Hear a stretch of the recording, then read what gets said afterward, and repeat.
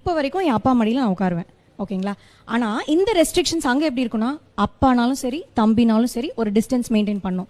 ஆனா இன்னைக்கு என் வீட்ல என் அப்பாவோட நான் மடியில உட்காருவேன், என் அப்பா எனக்கு கூட்டி விடுவாரு, என் அப்பா மேல நான் தூங்குவேன். என் ஆபீஸ்ல நான் ஒரு பிரச்சனை அழும்போது இன்னைக்கு கூட என்னோட கொலீக், அவன் என்னோட தம்பி தான், இன்னைக்கு கூட நான் அந்த பையன் தான் கூட்டிட்டு வந்திருக்கான், நைட் ஷிஃப்ட் பார்த்துட்டு வந்திருக்கோம். He is standing for me. எனக்கு அந்த டச்க்கான வித்தியாசம் தெரியும்.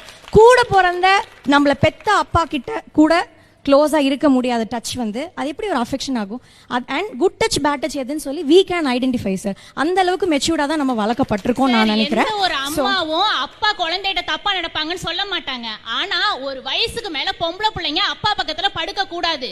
நான் வந்து ஒரு 4th 5th வரைக்கும் பக்கத்துல இருப்பேன், பேசுவேன் இல்ல. 6வதுக்கு மேல ஒரு வயசு வந்ததுக்கு அப்புறமேல பக்கத்துல படுக்கிறப்ப எங்க அப்பாவே எந்திரிச்சு போயிடுவார். அது எங்க கல்ச்சர் சார். இன்னைக்கு அதுக்காக வந்து அப்பா பொண்ணு தப்புன்னு நான் சொல்ல வரல, அப்பாவை தப்பா போர்ட்ரே பண்றீங்கன்னு சொல்ல வரல. ஆனா எனக்கு அந்த டச்க்கான வித்தியாசம் தெரியும்.